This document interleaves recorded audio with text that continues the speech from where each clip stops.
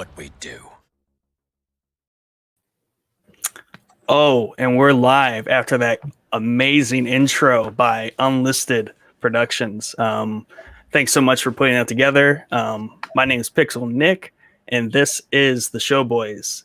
And obviously, I am one half of the Show Boys, Pixel Nick, and I am joined here tonight and for this entire and wonderful series that we're starting with your boy Mikey, my good friend Mikey Longstreet. How are you doing?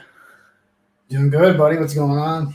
Not a whole lot, been amped up all day to kick off this new companion series presented by the Show Boys, and I can't wait to dive into this all with you. I know, dude. I've been excited too. So in case anyone's been wondering and hasn't picked up on it yet, we are doing a companion series on the Bad Batch, starting very soon, sooner than I guess it snuck up on me how soon May the 4th is coming up on us, and then also this series and how they're rolling it out next week, which I'm pretty excited about. Yeah, me too. When you asked me a couple weeks ago, I didn't realize it was like coming up. Yeah, it snuck up on me, and then I think we're just looking for another companion series, and this one was kind of on the table, and it really came together last minute. Luckily, and I'm pretty happy about that. Last minute though. Yeah. Real last minute. I had technical difficulties. We didn't know if it was going to make it behind. So, I'm glad the internet there, your laptop shaped up. Came in with a smooth landing. But yeah, real well. Yeah. No, this is gonna be a fun series, and so we just filmed recorded live our Star Wars Celebration episode last Thursday. I know it's early, but typically our What's Watching series drop on Mondays, and then obviously Star Wars Day, May the 4th, is this Tuesday. So with that, they are releasing a very special 70-minute premiere of The Bad Batch. And that's going to be immediately followed this coming Friday with a regular episode of The Bad Batch. So, this all came together so fast, and I think by time everything was basically falling into place, too far in the process, I realized, oh wow, this is a 14 or 15 episode series, and I'm like, then I start doing the calendar, and I'm like, oh crap, this is gonna be like a 3-month companion series, which is far longer than anything me or Mike have attempted yet. Yeah. So I'm glad you, I don't know if you knew that, but I'm glad you opted in to do this with me for that long of a period. Yeah, I went on IMDb today and I saw that. I'm like, it is pretty long, but I was like, shit, we'll be all right. Yeah.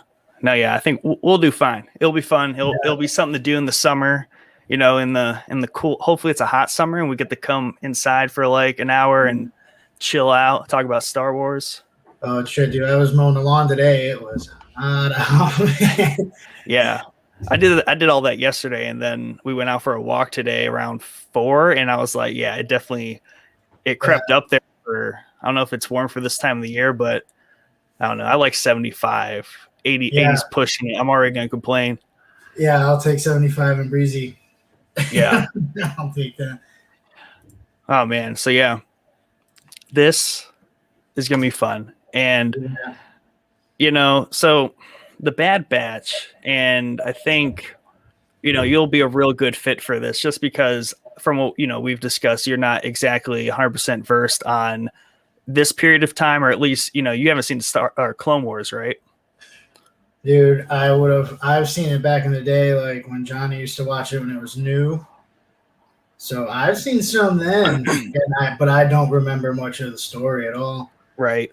Yeah, definitely over time that series kind of found its legs and became a lot more story driven, and they kind of got away from the one-off episodes. The first season or two is a lot of one-off episodes, and it's not even in order, the Clone Wars, because I'll get to it in a bit here when we talk about essential episodes. If you needed to go back and watch Clone Wars to be all caught up on the Bad Batch, there's the first thing you should watch is from season 2, but the second thing you should watch is from season 1. So it's a little disjointed, but from my experience, and Mike having first really started Star Wars after The Mandalorian, Yeah. I'm just of the opinion no one has to watch Star Wars in Yeah. chronological order. Well, yeah, it wasn't even made in chronological order. Yeah, right. So yeah. So even to this day, so when people are like, do I have to see this or this to watch this? I'm like, at this point, unless you plan on watching everything soon, you might as well just watch whatever and enjoy it. I would say the biggest probably twist and still of all of it is, I am your father, and pretty much if you don't know, it's such a big pop culture reference. If you don't know that by this point, then but you might as well just watch it however you want.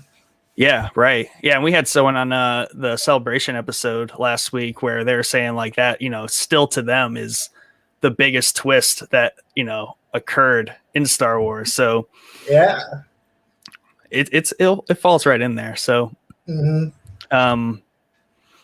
anyway, so like this is about the Bad Batch, and assuming you've seen some stuff, or assuming you want to go back and catch up on who the Bad Batch are, StarWars.com, great resource for all these things. Honestly, someone could probably just look at these articles I'm about to say and just do their own podcast.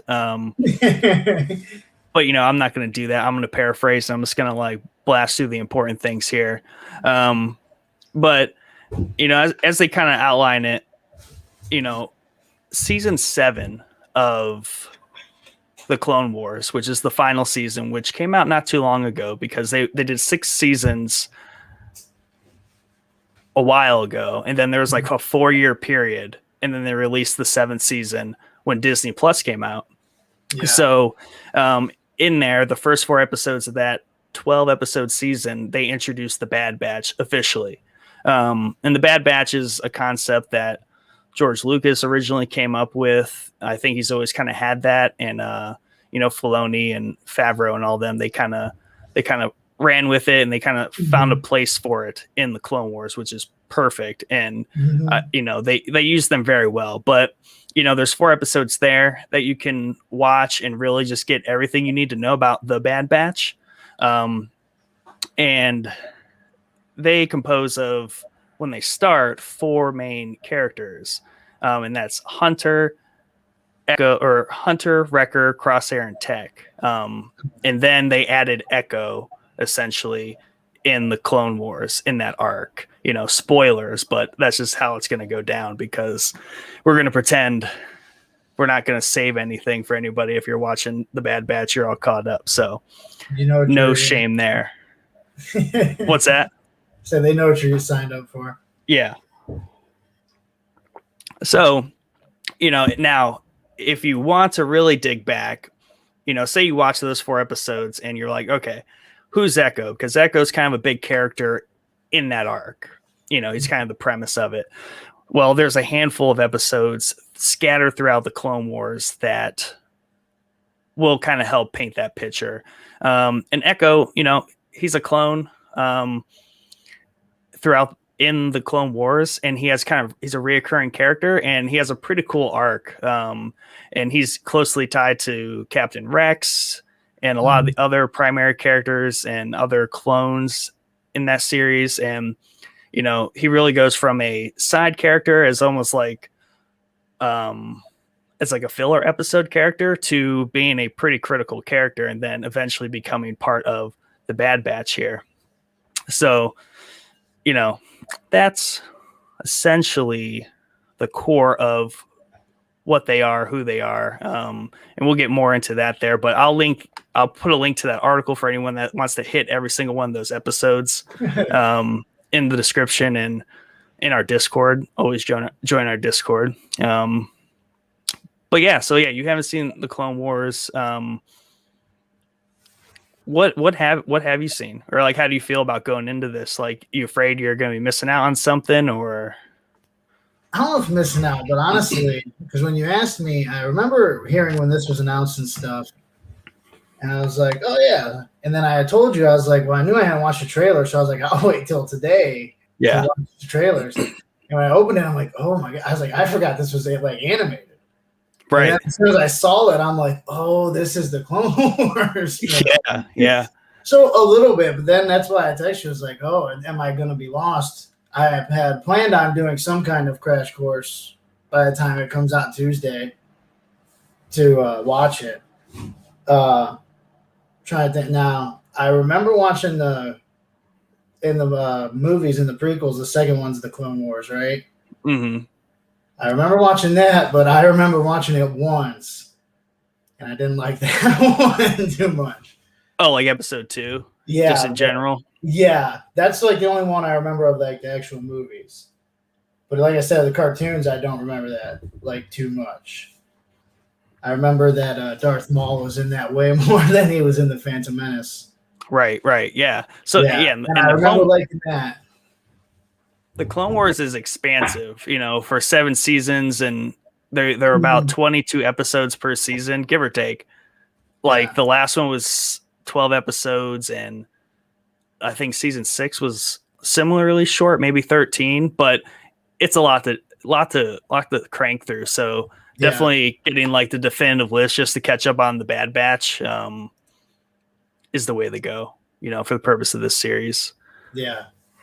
Other than that, I mean, so, in the Bad Batch, and I'll pull up a little excerpt here that comes from Filoni himself.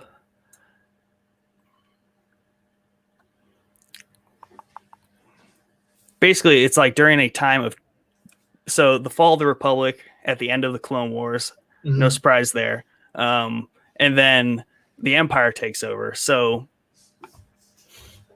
here they are, the Bad Batch, really badass clone troopers, a little squad of them. And the Republic's kind of gone and the Empire's coming up. So they're kind of alluding to this point that they're going to have to kind of decide where they fit in this new universe, this new picture, because they're essentially an elite commando force that are sent on suicide missions. So they're kind of like a suicide squad of Star Wars, of the clones. Yeah. And, they go in and they just do the impossible essentially, or they have like 100% success rate. And they're all very unique, and we can get into that a little bit. But essentially, I think the way they're alluding it is they're going to go rogue effectively and, just be like fighting the Empire, just fighting everybody, just trying to like make their way through all of this. So it'll be interesting to see how exactly plays out, because they don't exactly say much about the plot itself, and they're going to keep a lot of that under wraps. I would say, and when I watch a trailer, I recognize the one character from like the movies. He's like a general from the originals, and I don't know his name. Like a clone, or? Oh no, he was for the Empire. I know they CGI'd him in Rogue One. Tarkin. Yeah, I thought Tarkin. I recognized him. And I was like, okay, so like I knew at least that. Yeah, so Tarkin was in the Clone Wars more and more toward the end, and then he effectively was a pretty high-ranking officer in the clone army for the Republic, and then obviously, he was politically aligned to where when the Empire took over, he was like in a really good spot. So yeah, so I see him being involved quite a bit. Hopefully we get to see more of him. He's obviously always a cool character, a nice bad guy, if you will. Oh yeah. Oh look, we got a comment here from Showboy's Mike Courtney. He's loving the pop collection. Oh, thank you. Most are gifts, but actually, and no Star Wars ones. Dang. Me and my brother were just looking. The closest thing I have to any Star Wars memorabilia is an Office poster, like The Office, the show, but it's done in a Star Wars style of like the movie poster. So I'm gonna have to get me some Star Wars. Oh, and I have an Ewok like winter hat that makes me look like an Ewok. Those are the only Star Wars memorabilia I have. Well, if you're anything like Mike after the Mandalorian Companion series, he went from watching no Star Wars to watching all of it in a matter of like 3 months. So maybe we'll turn your room there into just like a little bit of a Star Wars shrine by the end of this. Yeah. And that's why I told you earlier, I've only seen one episode of The Mandalorian. So, and that was the one where Rosario Dawson was in. Okay.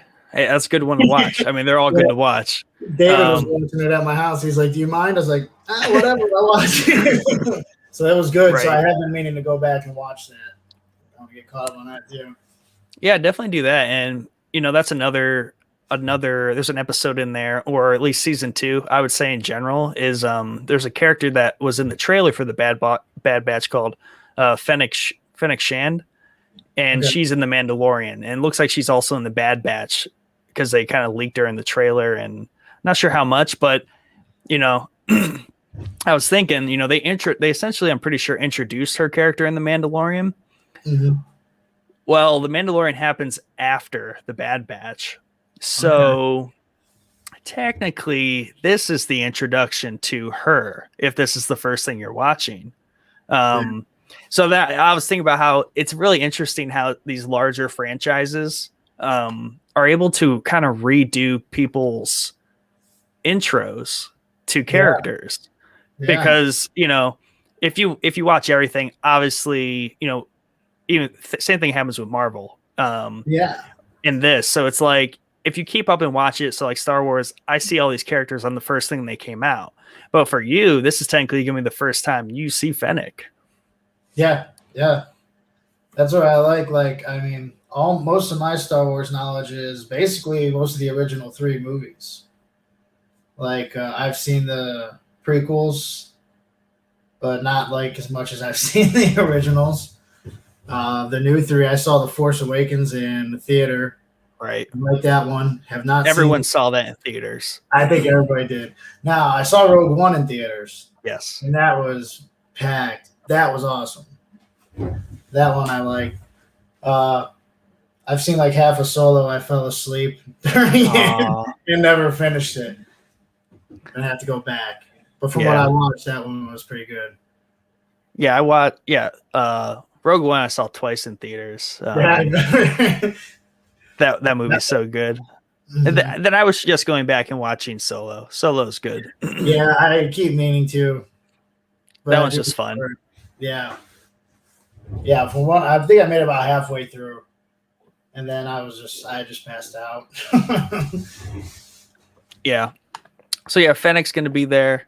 Oh wait, got a comment. One, Mike Courtney, he said Fennec is a baller. Has that popped up? He likes himself some Fennec. That's part of a real sweet girl squad in the Mandalorian, so you should definitely watch that. Yeah. And then Mel here from our Discord, always so active, and we appreciate it. But she says, "Yep, that's about the extent of my Star Wars knowledge. But I have seen all the Mandalorian, and I still have not watched Solo." Well, I'm glad you've seen all the Mandalorian, and if you can manage to squeeze in Solo while you're writing a paper, put it on while you're writing and see if it helps. Because it's that kind of movie. It's good to have in the background. Just good entertainment all around. Yeah, I'm going to have to go back and watch it. Yeah. I get back in the Star Wars and get real back into it.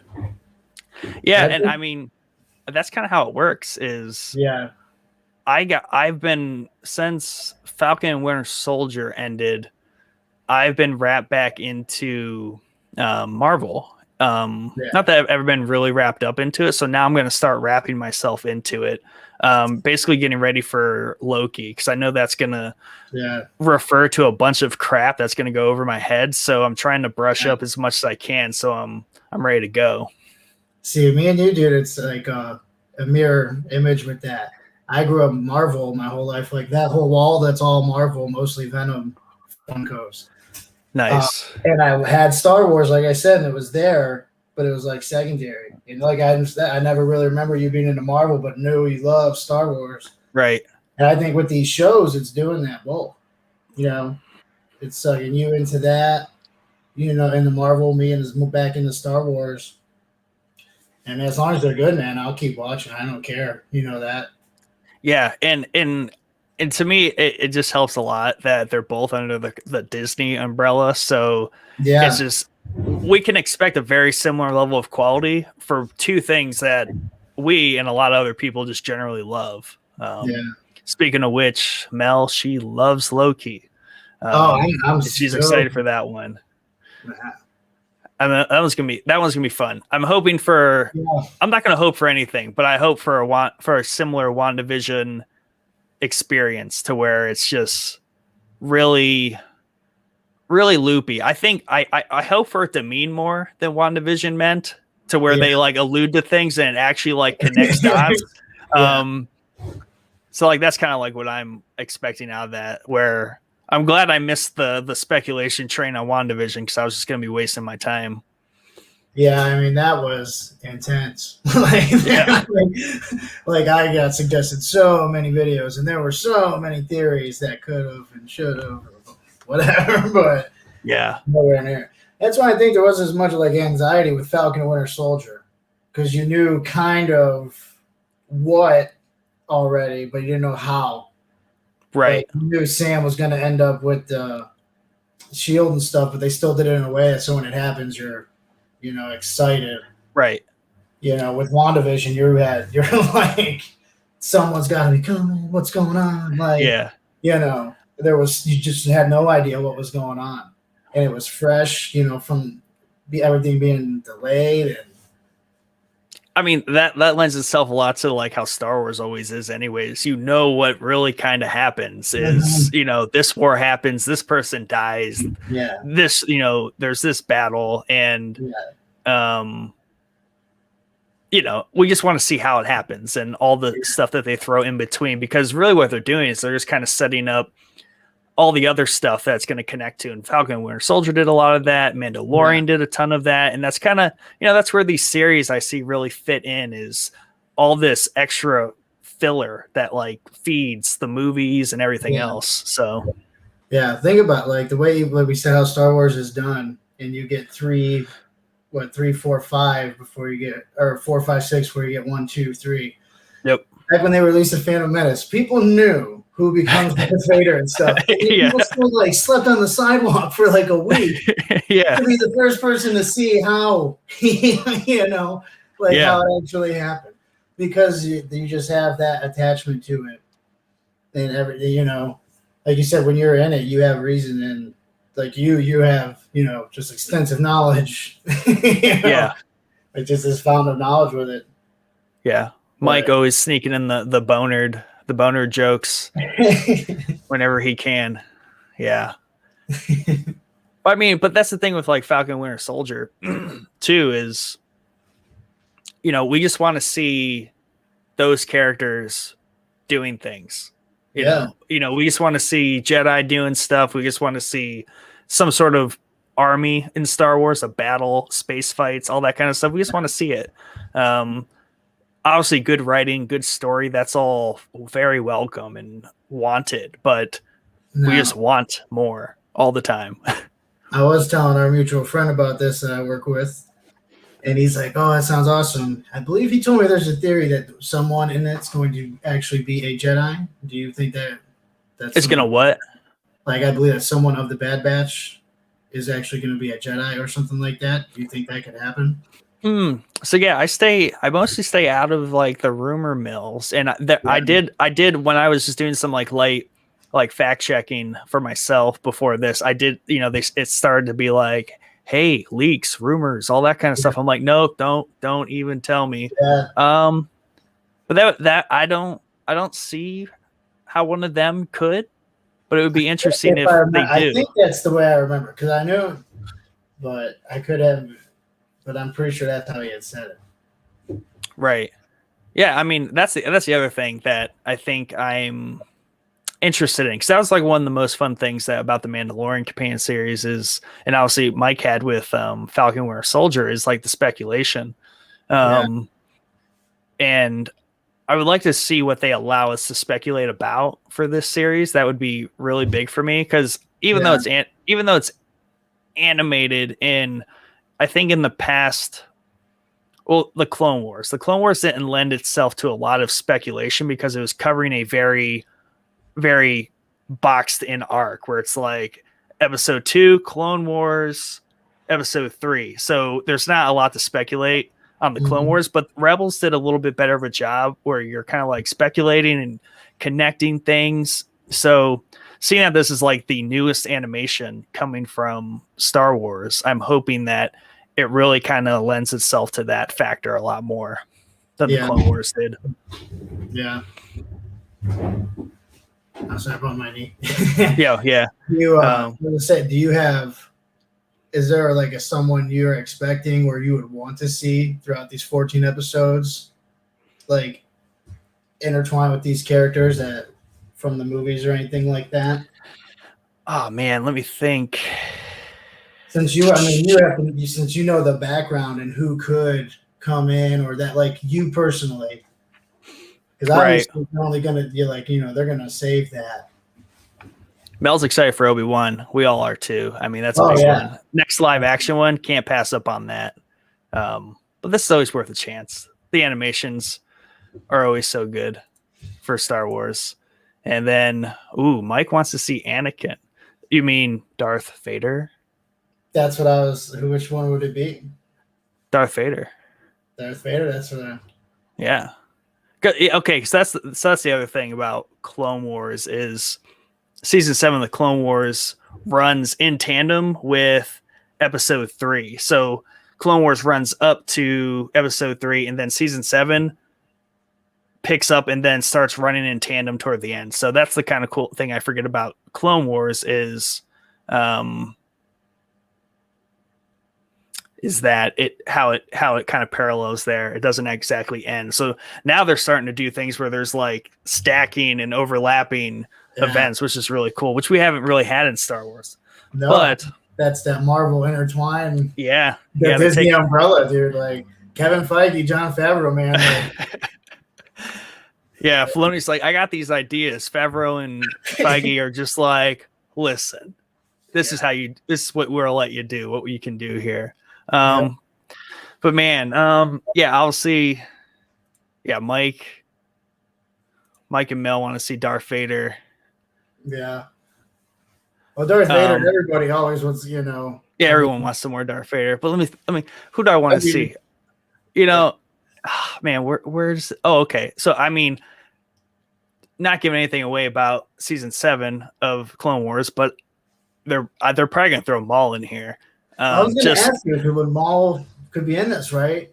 Yeah. So I mean, with their track record and using Darth Maul, and also where they're setting him up in Star Wars all the time, them, if they go rogue and they're like definitely doing some like covert underground, some dirty missions across the galaxy, they have to run into Darth Maul at some point.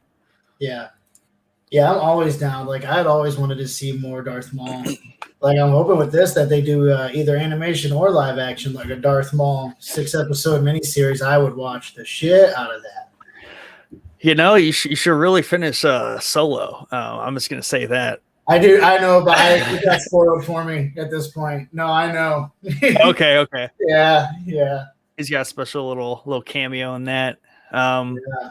Mike wants to see Ahsoka. So, I mean, with Mike saying that, and then what I said about Darth Maul, it is not unlikely. This has also been described as a Clone Wars spinoff. So it could easily be a ton of characters from Clone Wars and like just kind of where they are now diverging. So it's going to focus on the Bad Batch, but I could easily see like, they run into Ahsoka, or Ahsoka's in the same place they are. Same thing with like Maul and all that kind of stuff. So yeah, there's a ton. Could Sam Jackson be in this then? Technically, no. But if they ever wanted to tease and go down that route, they would have to break that ice. But this could be where they break that ice, and that would be really rowdy. This is funny because on Thursday's Star Wars Celebration, Mike brought up the fan films on YouTube out there. Mm-hmm. And there is one in particular that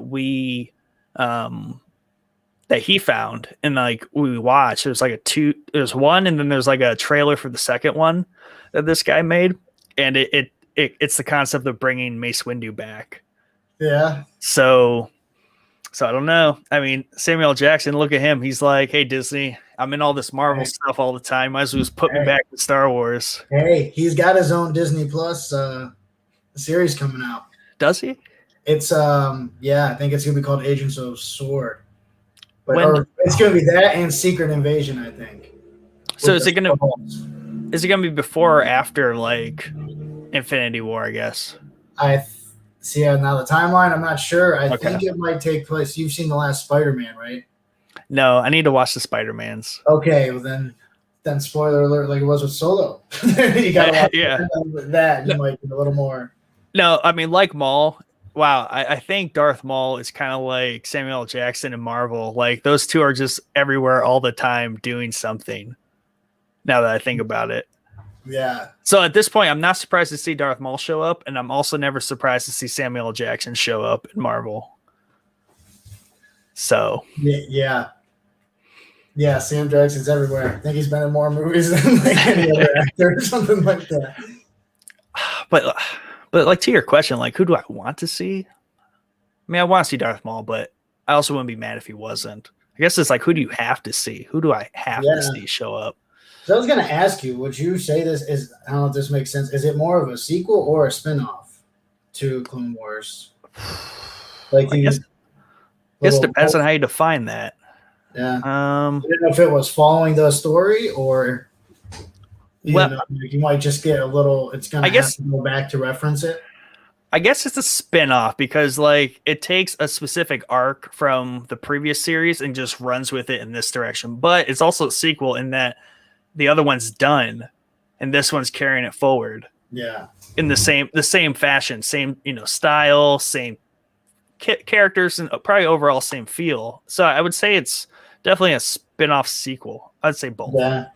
I mean, it's the same way that Ahsoka is said to be the Ahsoka live action is going to be basically a sequel to Rebels animated series. Yeah. Do you like that they go back and forth from animated to live action if say the stories intertwine? Yeah, I like the animated stuff from Star Wars just because it lends itself to a certain one like watchability, and then also just like they can do slightly different things in the animation than they can do in like the live action. But the live action does its own things that animation can't do. I guess for me to really settle on that answer, I need to see Marvel start doing some animation mixed in with their live action. I was just telling my brother Johnny that today because we always joke that DC's animated. I don't know if you've got Max, check them out. DC's animated ones are really good. Like, and then you get to their live action, not so good. So I would like to see. That's why I told Johnny, like, would you watch a rated R animated Spider-Man movie? Like DC, like some of the DC animated movies are rated R. I mean, I'm a big fan of animation as it is, so yeah, I would definitely watch a superhero animation. I'll tell you what, dude. On HBO Max, check out the Red Hood one if you want to start with one, dude. And that's probably better than most of the DC live action ones. But that's what it'd be sweet to see them get into that, where maybe release them on Hulu instead of Disney Plus, like they're supposed to do with some of their the live action ones that were like on Netflix. So now that Disney owns Hulu as well. Is Titans animated? Titans on HBO Max is live action. Okay. Mel likes Titans so far, but she says that because Mike has been telling everyone to watch Titans to get into like some of the DC like series stuff. I'm like Mike. I was recommending it. I really enjoyed it. Like when season 3 comes out, I will definitely be on Titans season 3. But like I said, I'd say give it a chance. If you're not like I'd say give it a chance because they do like a lot of like you said. You'll get into the present day storyline, and then the whole next episode could be about one of the characters, their backstory. Right. And then by the time that ends, then the next episode, you're back to the modern day stuff. They do a really good job of keeping it all, together and stuff, I thought.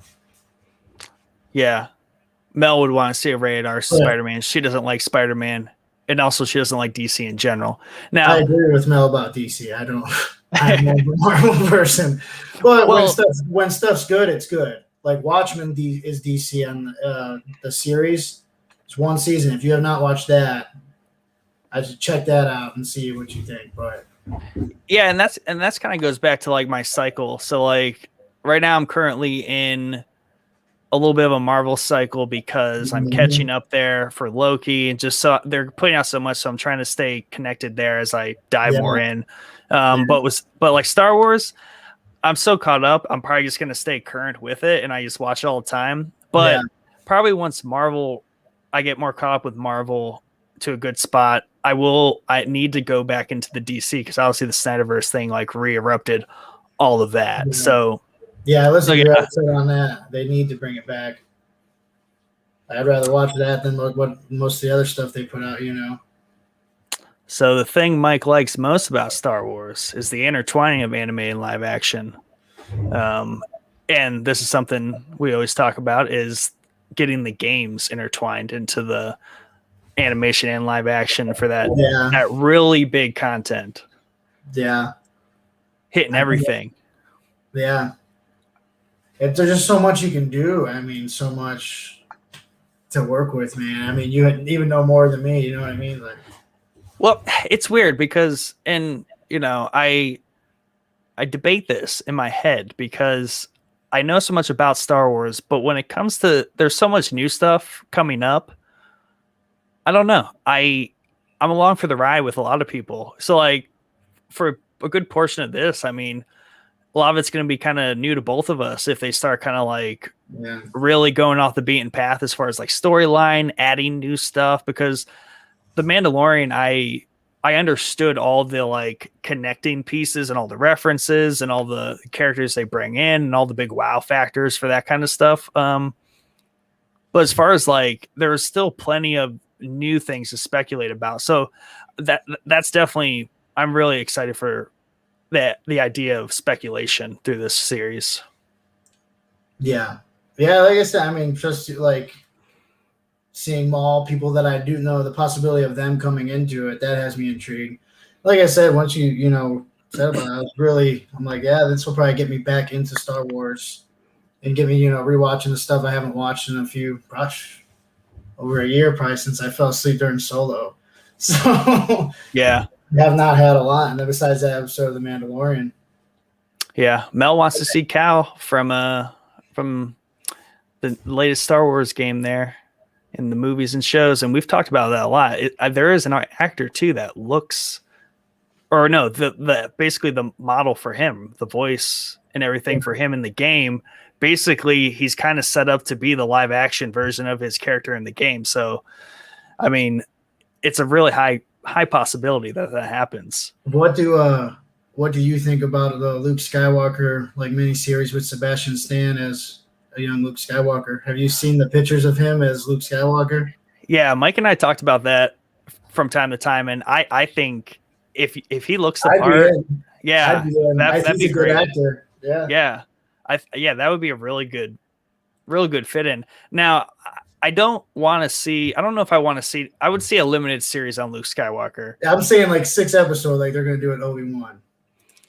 Right? Yeah, like they can do that. And I would even say like from time to time, but I really want to see him plugged into more things like the Mandalorian, like he was. Like that's all we really need of like the Skywalkers. I think from here on out, I just want them to like be done with Skywalker trilogies and just Yeah. put them in my other stuff. I was gonna ask you, do you just want to see like instead of a 6 episode about Vader, do you just want Vader sprinkled like Yeah, throughout stuff like in Rogue One where his yeah. cameo?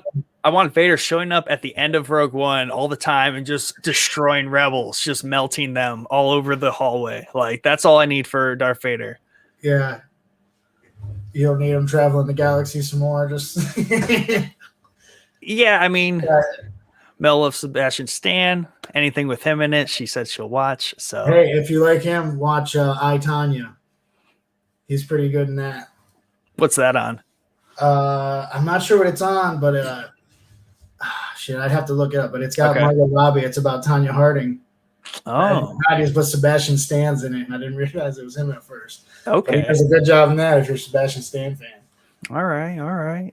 Not to get off topic. No, yeah, no. I mean, it's Sebastian Stan. He's always on topic. Yeah. He said he's down to play the Winter Soldier some more. So Oh, she's seen it. Yeah. She's on it. uh, Man, yeah. So yeah, I just need the Skywalkers and like these really big characters just plugged into my shows. So like you guys said, I mean Darth Vader in this, obviously it's the right time period. I wonder if he just needs to hunt them down. That's what I need. If they go rogue against the Empire, I need Darth Vader hunting them down. Now, could Lando show up in this? Could Lando show up in this? This is how little I know, but I love Lando. So. Then how'd you not finish Solo? No. He's in the Empire. Ugly mustache. Sebastian Stan with an ugly mustache. What's that from? I believe that's from I, Tonya. Okay. Nice. It's decent. Like you'd probably enjoy. That's sounding better and better already. Like anytime an actor rocks like an ugly mustache or a nasty stash, like you got to check it out. You're familiar with the Tonya Harding story, right? No.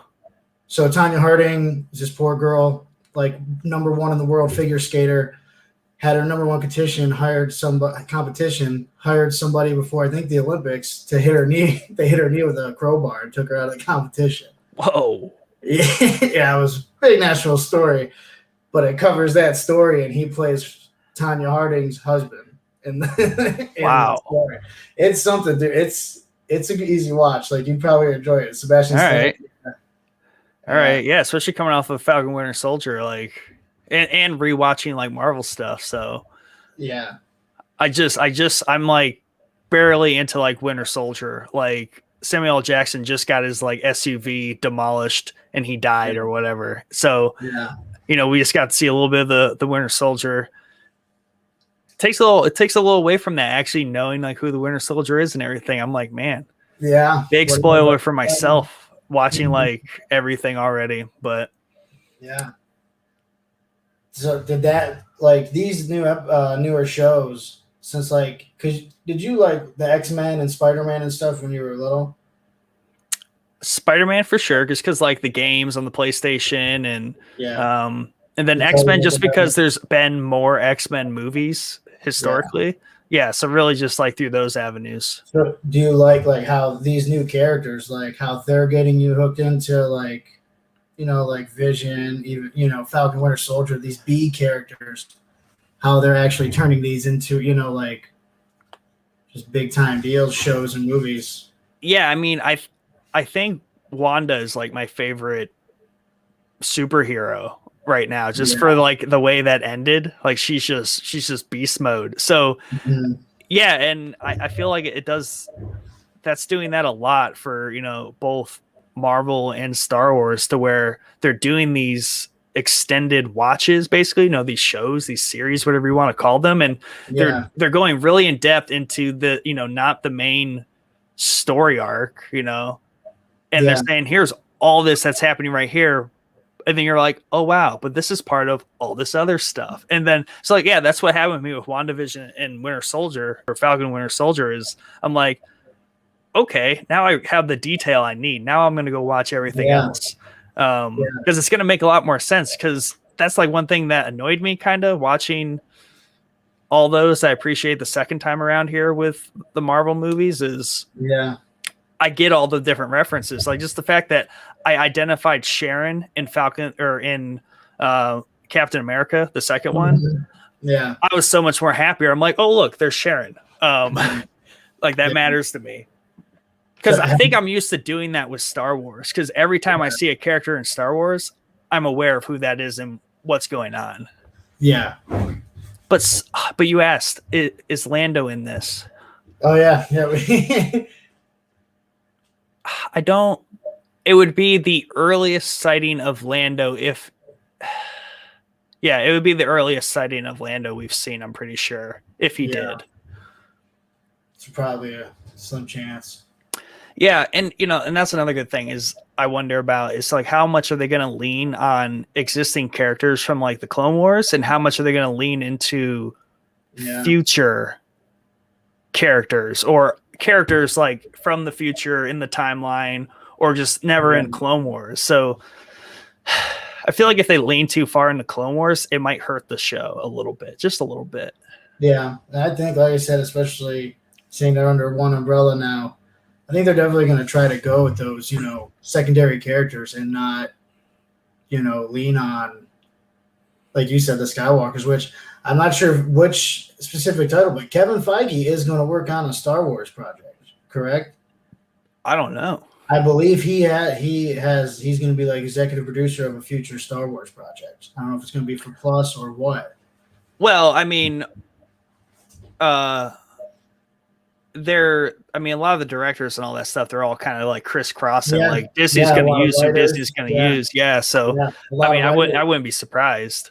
Yeah, I think that influence, you're going to see that. And like you said, there's so much in Star Wars. One person I talked to, like, they said they want to see a Knights of Old Republic. They want to see that done. I don't know much about that, but there's so much about Star Wars that I didn't even know was out there. That's canon.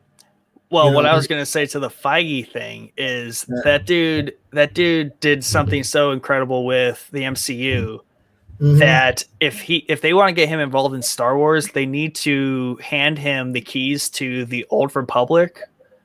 And because what you can do there is you can completely build out an entire new Star Wars like ecosystem. Yeah. Completely on its own without connecting to anything else. If it were just strings of information, because the Old Republic was like 4,000 years ago. Yeah. But I think they're augmenting that a little bit in going forward. I think it's going to be a little closer. But that's what I need him to do. He needs to start working on that. He needs to do the Old Republic, like, extended universe crap, because that's huge. Would you like to see that as a movie to start with? Like a 6-episode, a 14-episode, like this Bad Batch is going to be? I want them to do it exactly how they did the MCU, verbatim. They just need to do the movies, then like the team up movie. Not that it would be the exact same. Like, I don't know if you could do a team up maybe, but they would do like the Sith, the Jedi, and then they would have like the big team up fight movie. So as close as they can to the MCU formula, Feige can just run with that till he dies. Yeah, and there's, like you said, you could do so much with it. Like, look at Rogue One. You can make a whole Star Wars movie about the aerial crafts. Yeah, the ships. I mean, you could do it about the Force, good guy, bad guy. I mean, as long as it's good, you can connect with people. We're gonna watch it. Like that's the thing about the Old Republic stuff is it's so familiar. It is Star Wars, very much Star Wars, but it's so foreign to like the way things are like 4,000 years ago in the galaxy. There was thousands of Sith and there was thousands of Jedi, and they had like huge wars of just like Jedi and Sith on the battlefield, just laying waste to each other. So it's a lot different than, kind of like the rule of two that you have in the Skywalker or like present day Star Wars. I would like to see the rise of the rule of two, which is like Darth Bane.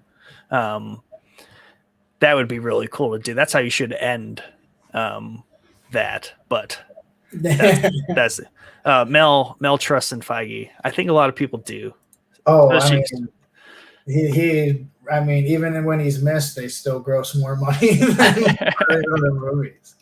I saw a fact, they said that before they start any Marvel project, once they have like the production team assembled and stuff, that he makes them watch the Superman movie of Christopher Reeves, the original one, before every movie or Disney Plus show. Oh man, the guy knows what he's doing. Yeah. I mean, I'm not completely like dialed into his exact like contribution, other than like he's the guy. He started as just like a producer, but slowly, like, they realized he just kind of took the mantle, and now I think he even runs everything, the comics and everything. And it's funny too, like we kind of forget, Jon Favreau did Iron Man. Right. So they have that relationship there. So like Jon Favreau has been part of, the Marvel Universe since the beginning. Right. And I think seen how he does it and has worked alongside him and how, to do it properly. And it is exciting to think about them taking that to Star Wars. And like you said, you want more, but you don't want more of the same all the time because it gets stale. And then they start ruining it with how most people feel with The Last Jedi and stuff like that. Yeah. You know what I mean? So now you're like, oh, I saw your face light up when you thought of the night, Old Republic. Yeah. You know what I'd I be all mean? about it. Yeah. Well, So, and that's something that I feel like I've always wanted to dive into more. It's just like a general like topic is, really breaking down and understanding how people like Feige plug into like people like Favreau, right? And then with Star Wars, specifically Filoni. So like to me, all the Star Wars that I really love in the past, 10 years is a product of Filoni. Now, Favreau is a huge contributor when it comes to like the Mandalorian. So he's kind of like the creator of the Mandalorian, but Filoni is also like the little bird on his shoulder too.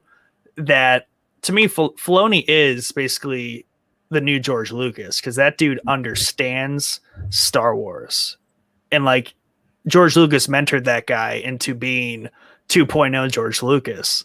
So there's all these big players, right? So you got your Feige's, you got where does Kathleen Kennedy fall into this? That's obviously a hot topic.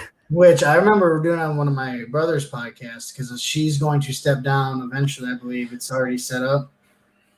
I asked them if they'd like Jon Favreau in charge of the Kevin Feige of Star Wars. Since you're the fan, who would you put? Who do you want to see in charge of making sure all these stories, whether everyone connects or doesn't, but they're done properly? I mean, I guess right now it would have to be Favreau if someone like Feige didn't want to do it. Favreau's really Favreau's an interesting person because he's so close because he's like an actor, a producer, the director, like he does everything. He knows how to connect to people. He did Elf. And there's on Netflix, there's like the movies that made us watch that, and you can see the same kind of concepts and stuff.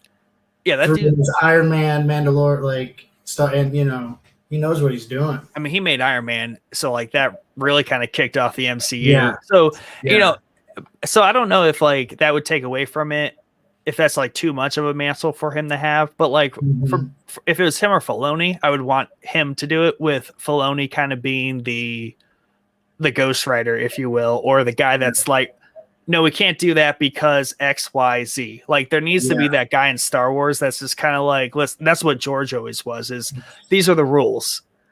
You can't break them. So that could work. I would be happy with a Favreau if someone like Feige couldn't or wouldn't do it. That would be a lot. He might be the person, but I mean, could you imagine just you get to make every decision for Star Wars and Marvel ultimately, like you have final say? We'd have to deem him a savant of our time in like movie and film, because we'd be like, how do you function without start crisscrossing everything? We'd have to have him in the Pope Mobile, dude, so nothing happened to him. Like, the world treasure. Like literally, as Mel said, in Feige we trust. Like, he would be a national treasure. Yeah, exactly. Yeah, that's wild. Have to really, then all of a sudden, like, but then what if we end up with like an Iron Man, Avengers, and like Jedi smash up movie? Like, I don't know. It would get real messy. Would you be down for like James Gunn to take on Star Wars? Do you like his style, like Guardians of the Galaxy and stuff? I do like Guardians of the Galaxy. I probably not. I was just saying, would you like that style, like in Star Wars? I am a big fan of like the Mandalorian approach that Filoni and Favs take, where they have a ton of directors. This is like 6 or 7 directors that work on that. So I'm a big fan of just having as many directors involved as you can. So I think he should do a movie or a show or an episode. Taika Waititi. Taika Waititi. The first name I messed up. He's a director in The Mandalorian. Yeah. So and I like like obviously Ragnarok's really good. Have you seen the show What We Do in the Shadows, or the movie? No, but Mike's told me to watch this many times. Oh, dude, it's one of my favorites. It's the Mike echo chamber. Yeah, we must be in sync or something because they're doing one more season for the American television. It's gonna be sweet. But Taika Waititi wrote it originally. He's been there's a movie and some I think sequels from New Zealand and stuff like that. Mike says the Bad Batch would be a cool property for Gunn to take on since it's kind of a one-off kilter. Suicide Squad. Which honestly, he's one of those rare, like he gets the double dip between Marvel and DC. Yeah. And both of them are just like, make it better. Because I mean, he's making the Peacemaker is already a Suicide Squad spinoff with John Cena. Is he like the better Joss Whedon? I think everybody is at this point, but yeah, I mean, I think before they fired him originally, I believe he was going to have be under Kevin Feige and help connect all that stuff together. So. Okay, maybe if I did a little bit, maybe if I knew a little bit more about everything he's done, I might be more on board with it. Maybe him under Favreau. I don't know. It'd be hard for you to kick Favreau out right now, but it's doable. Yeah, and then you never know when they're going to bring the Russo brothers. Right. Well, they're supposed to have something eventually. Star Wars come out. I mean, technically, so is Rian Johnson, but I think people forget that Star Wars used to and probably still does take a long time to do. And if you ask George Lucas, a trilogy still takes 10 years to make, from concept to film, to theater, 10 years. That's how long it took him to do both trilogies. Yeah, that's crazy. James Gunn has a way with weird properties because his style is very unconventional for giant properties like Marvel, DC. Okay. Yeah. I need to know more about James Gunn. That's what I'm learning.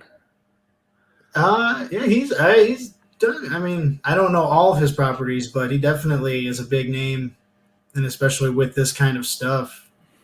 So I wouldn't be surprised if he gets pulled into Star Wars, at some point.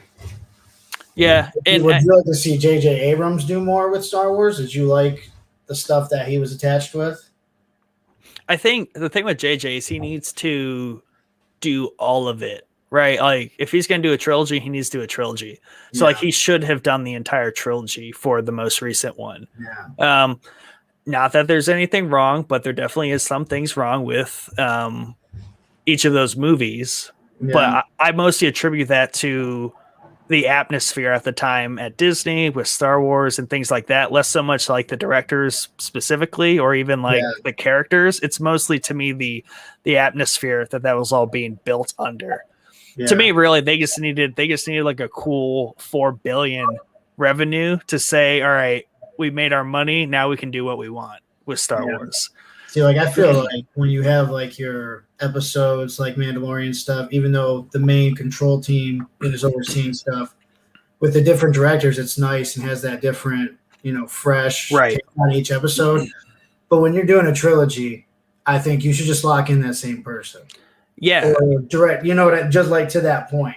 Because like you said, what I did watch from the other, I definitely saw The Force Awakens, but it just, it didn't flow. My brothers are bigger Star Wars fans than me, and they weren't happy. Yeah.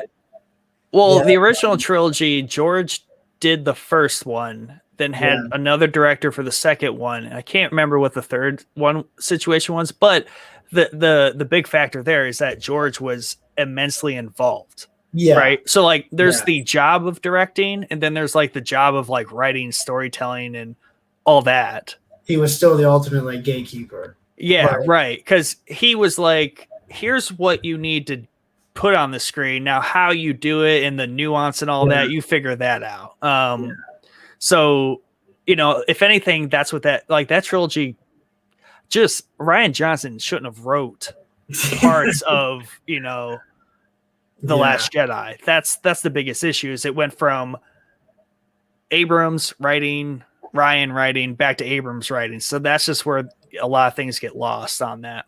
Yeah. But, that's all live action. Even with the Mandalorian's live action. So it's going to it translates differently to animation because Filoni, he worked on Avatar, The Last Airbender, obviously worked on the Clone Wars, Rebels, and now I can't recall his exact involvement in the Bad Batch here, but people are able to be very plugged in, right, to oversee an animation go forward. So, it's a little less important, like those factors when it comes to like the animated series. Because like it's a lot different. And Filoni talks about a lot of this in the Mandalorian, like the making of. But he's like it's totally different when you go from like directing and producing an animated series to a live action one. Because at first he was like, the Mandalorian, I don't know how to do like live action. Yeah. Like I just do animated stuff. So yeah, I'm not sure how that all like factors in specifically to like the animated series. Yeah. But I wonder if I'll have to look that up. See, or I guess we'll know as they come out, like, do episodes have different directors? And like, does that change them at all? I've never really paid attention to that on animated series. Yeah. I think I was telling you too, I was expecting like a big cast, of voice actors and stuff. Yeah. But basically that one person, D. Bradley Baker, who he actually it said he did Captain Rex and Cody on the Clone Wars, so he's already been involved with multiple Star Wars projects. Yeah. But he pretty much voices, I believe, the whole Bad Batch. Yeah. Yeah. That they like to do that with the clones just because they're technically all the same person. Yeah. But the Bad Batch is to get back to them a little bit. It is interesting because I mean they're 5 very unique clones. They all sound similar, but they are the most distinct batch of clones in the entire clone army that you'll see because they all look a little differently. So essentially they have like genetic modifications to them. To where like Wrecker, he's just like the muscle, right? He's just that guy. Then they got like the tech dude who's super like smart. They've got the enhanced one with like perception. He's a sniper. And then you got like the super agile one, Hunter, who is basically the leader, and he's just an elite killer. Mel didn't know Filoni was in Last Airbender. He was. He did a lot of work in that, and that's kind of what brought him to George Lucas's attention. And George was like, "Hey, you, I like you."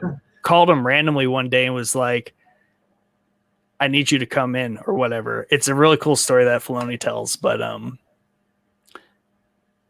he did that very early on, and then he just got sucked into Star Wars as George's little Padawan. Man, just randomly. Mike Courtney asks, how did they become so individual? So, from my understanding, I need to rewatch the Arc episode 7, but they don't go into it too much. But essentially, they just have genetic modifications because all the clones are genetically created from Jango Fett's DNA. Well, these ones, they tampered with them a little bit to make them one way or the other. They either tampered or they're like flukes. And this is like the collection of flukes. So that's where the Bad Batch can be considered they're badass, or they are like bad defective clones that happen to have really good abilities that are useful in warfare. So that is what makes them so individual and an elite squad of just killers. Yeah. Do you expect like a lot of, say, like the violence to be like turned up for that? That's a good question. And season 7 of the Clone Wars was very much a movie, especially the last arc. Is essentially a movie. It's a 4-episode movie, animated movie, that rivals like actual Star Wars movies. But and that season got darker as it was. And all the animated Star Wars shows get darker over time. So as they go on. So I have a feeling this is going to just kick off already darker than any Star Wars animation we've seen. And stay in that trend line just because visually everything's going to be darker anyways, because the Republic's gone, the Empire has arisen, and it's just going to be a dark time in the galaxy. And I don't. It's still PG, but That's what I was wondering. But what they're going to be able to get away with. they'll be able to get away with a fair amount of stuff. I mean, yeah, well, I'm excited with the gotta fact kill too, some like, younglings at some point. that's what I was going to say. But I figured, the fact that it's 70 minutes for the first episode, and then you don't even have to wait a week for the second one. I mean, I know it's 14 episodes and they'll all have their part to play, but I feel like they're going to get, it's going to start with a bang. I feel like. Yeah, I mean, 70 minutes. I didn't expect that. Which with the credits is. Yeah, shave off like 10, 15 minutes. Disney. Yeah. But I mean, it's gonna be a big recap episode next Sunday when we go over all that, because we're gonna have to go over that, and then I assume a 20-30 minute episode on Friday. Yeah. I mean that's what the animated series typically are, and then just I guess Falcon Winter Soldier went a little longer sometimes. WandaVision stayed short at times. Yeah. They're real up and down, which I do like about Disney Plus series, is that they kind of are not really sticklers for like it's got to be 30 minutes or we're out. No, I'd say too, probably the middle, like 10 or so will probably be about the same, and then the last two will probably have a longer run time. Probably wrap it up with a couple longer episodes. I can't. A rating is not jumping out at me what it's rated. Yeah. Is that because it's? I would say that. I mean, the most it would be is PG-13. Just give me the R. No. Hey, I mean. Yeah, I'm just gonna assume it's PG, but yeah. I mean, Star Wars is. It's a lot of. I mean, even rewatching. I mean, Marvel's kind of violent too. Rewatching some of that, like it's more violent than I remembered it. Like, Falcon and Winter Soldier. I wasn't expecting on Disney Plus to be really so violent. Yeah, like right. Yeah, so they're. I mean, willing to push to at least envelope, as far as they can for their rating and stuff. So, yeah, Star Wars was never really big on blood. Anyway, that I remember, you know what I mean? Like you get the violence, but no.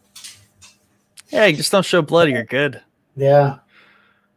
It's all inferred, anyways. Yeah. Yeah, I guess when it's aliens' blood, it's all right. Just make it look like a big bug or something. Yeah. No, yeah, I'm pretty excited. I mean, trying to think what else there might be.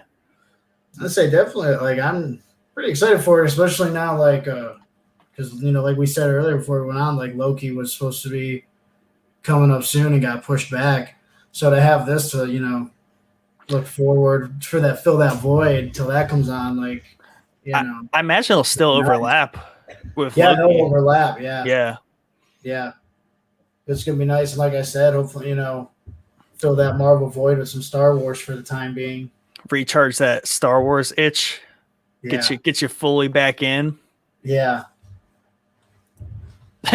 Michael, Falcon Winter Soldier tore a man's arm off for crying out loud.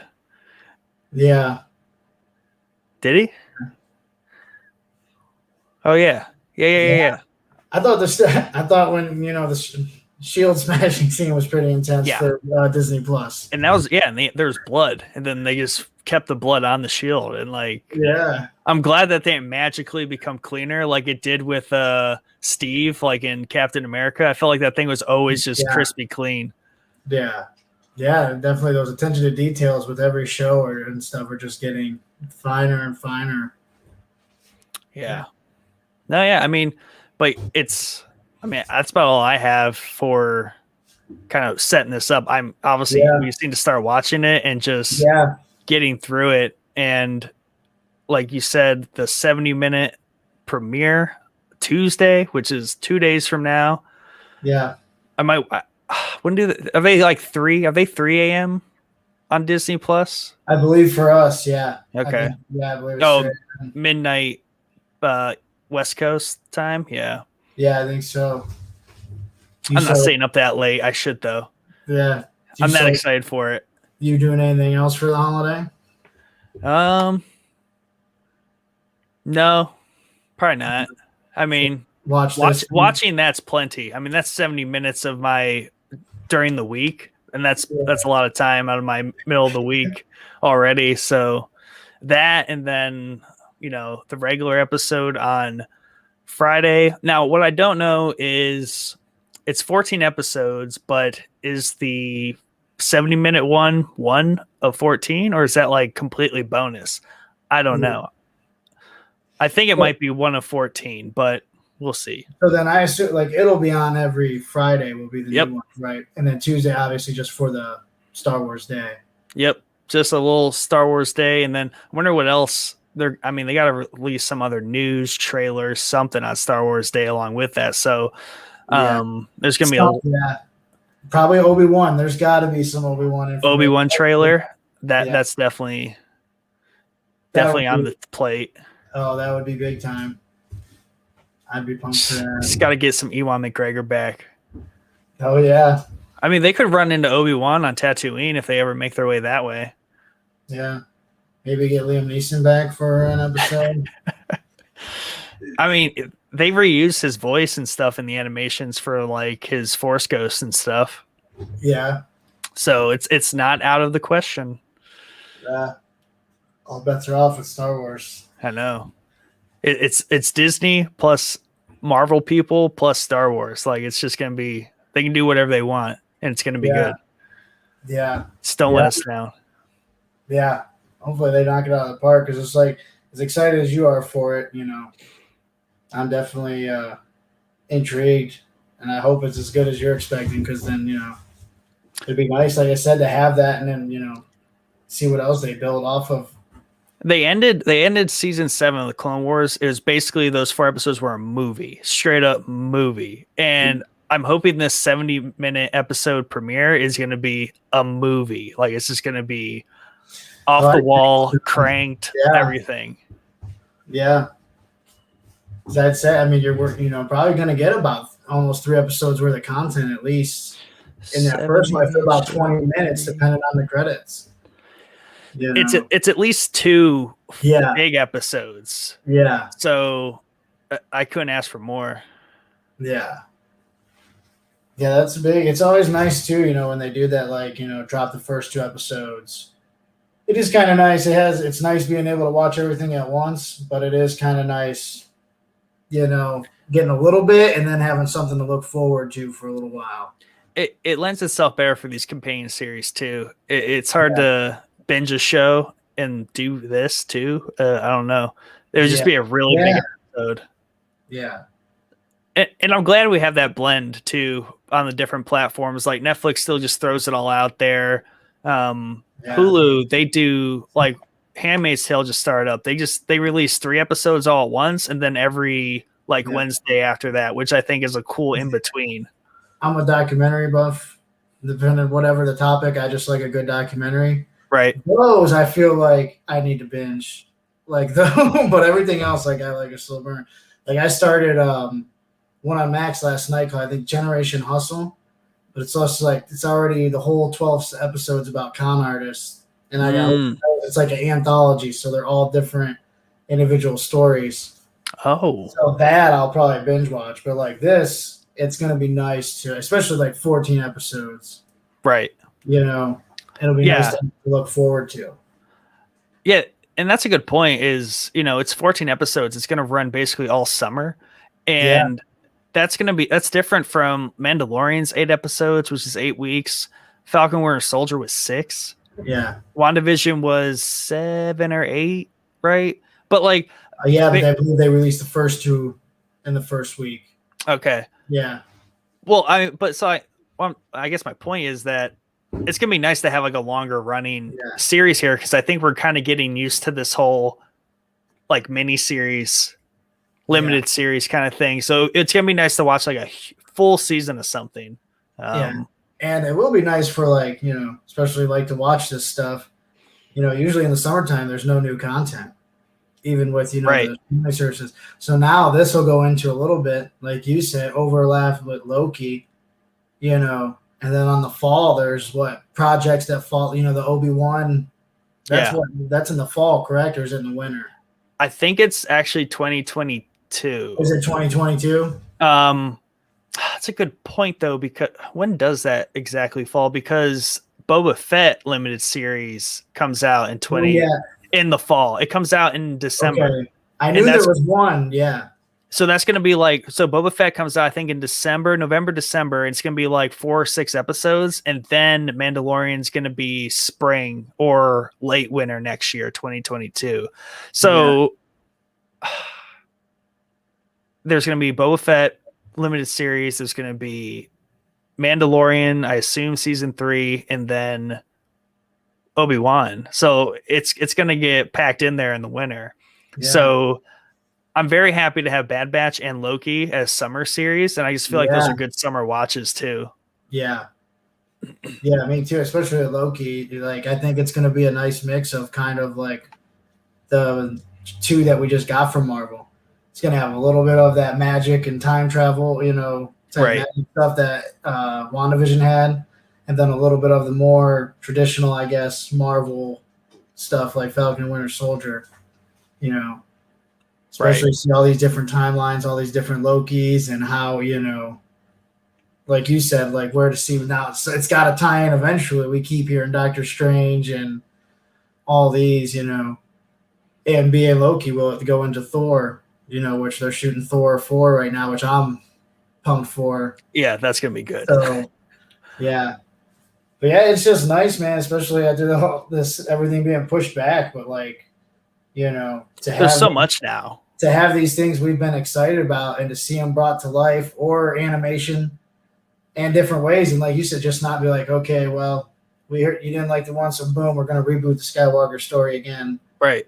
Or like, hey, we know we have the rights to Wolverine already, but hey, we got other stuff, we're gonna do it right, the other stuff. Yeah, cool. Like some of it you kind of tell, like you get excited for something and you feel you're like, oh man, that was just a money grab, they didn't care, they didn't put in the effort. So it's nice to see these stories back and we can connect with them and care and be like, oh shit, it's Friday, I want to see, Mandalorian. Right. They're taking the effort to give us more of what we want that we kind of get through reboots and stuff, but make it all brand new and fresh and cover new stuff because it's out there and there's no reason that they don't and can't. I think we're over the origin stories or rehashing origin stories for at least like 20 years, or 10, 20 years. Give us a break. Yeah. Like, I don't know if you, like you said, you're rewatching Marvel. Look how they did Spider-Man with Tom Holland. Have you watched Civil War? Yeah. Yeah. So he just, he shows up in that. Everyone knows Spider-Man's backstory. Yeah. But you introduced him in a new way and it didn't, it blended fine. Black Panther, he was brought in the same movie. You get a little bit, and then obviously has his own movie, but it all flowed and and didn't take away from the story they're telling at the time. But then you want to see what's going on with these characters. Yeah, and that goes back to like what we were saying earlier about being able to reintroduce characters, not just reintroduce characters, but introduce characters just purely in fresh ways and new ways, not the traditional like solo movie. Then throw them in a movie, like just put them in there. Like we're familiar enough with the characters, they don't need a full explanation. And then this day and age with the streaming services and how they work, if we're gonna pay for it and you're gonna just make it quality, but the way they're doing it and can be like, okay, well, instead of just movies and you gotta wait or anything, and can tie all these different stories in, it's nice to see. You know what I mean? Yeah. Like before, obviously, there's a big Star Wars, one of the biggest fan bases probably of any, pop culture thing. But how many people like thought a series about one of the Mandalorian people, which is 4 years ago, if you asked a random person what a Mandalorian was on the street, you know what I mean? And look how, especially probably most of Baby Yoda, but look how that show it took over everything. Yeah, they found their footing and their stride with something that was out of left field. Like Mandalorian's kind of like an Iron Man, is a non popular, known about like hero. Just like even like Guardians of the Galaxy, like everyone's favorite Marvel movies, very low key, non-famous group of Marvel superheroes. So the Mandalorian kind of was that, and they used it to take stride into all this other stuff that basically now it gets to be the Mandoverse all by itself. Yeah, and even like I said, I mean, my brothers are bigger fans, or on more on your level. But when it first came out, and I was like, oh, Boba Fett got his own show. Right. I think most people probably how long were before they realized, oh wait, that's not even Boba Fett. You know what I mean? Like until Boba Fett shows up. Yeah. I knew he did. Yeah. But even that, so like you said, like would I be down for? Am I ready for the Obi-Wan? Would I watch a Sebastian Stan as Luke Skywalker? Yeah.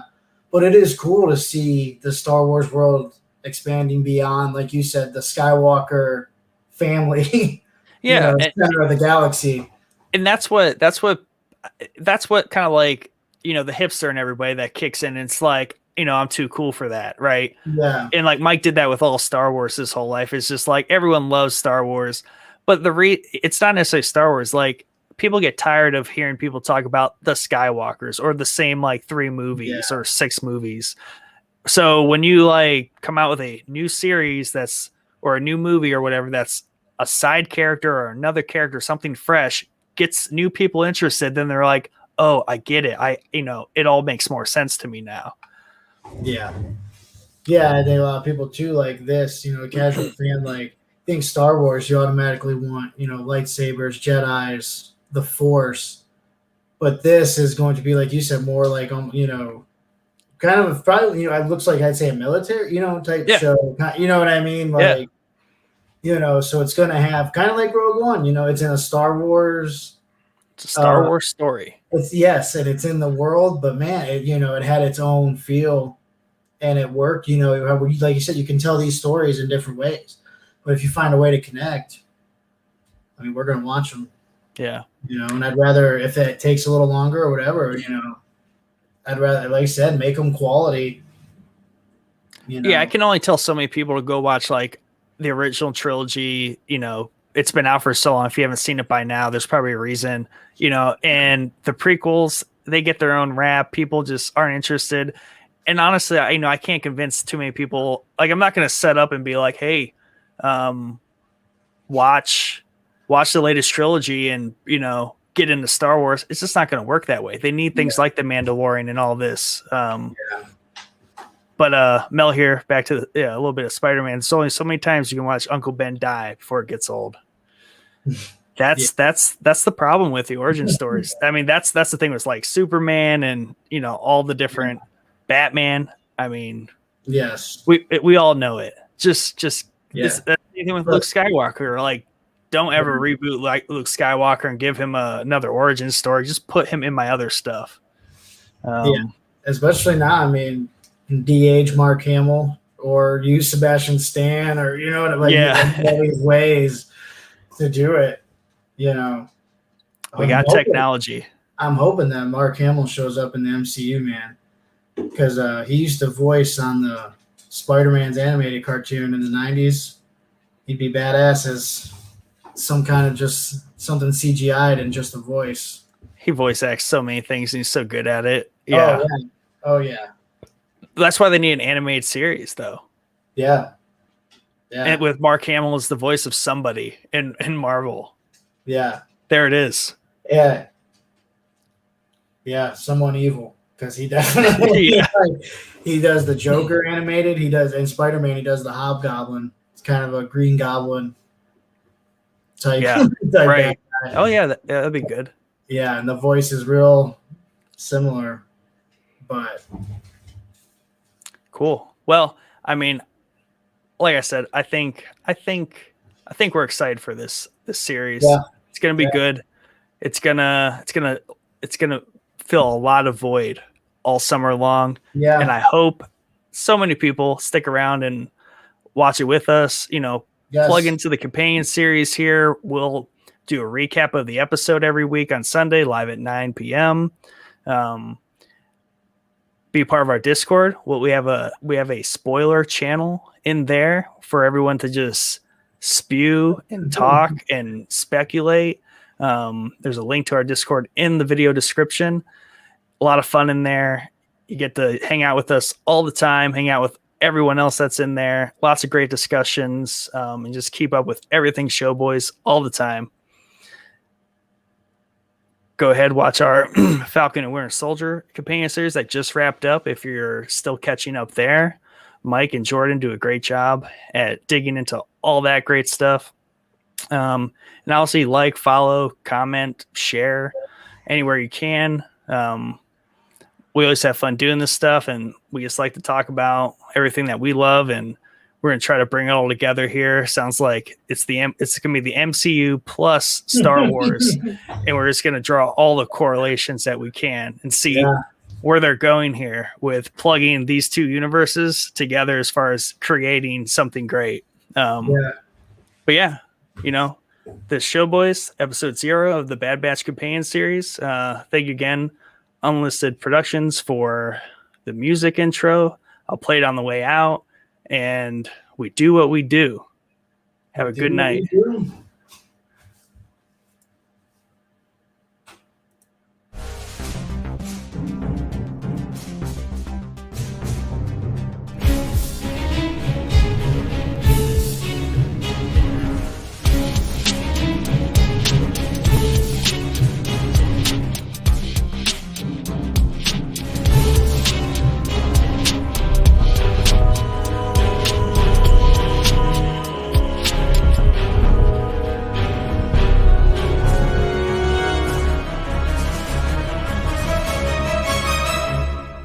We do what we do.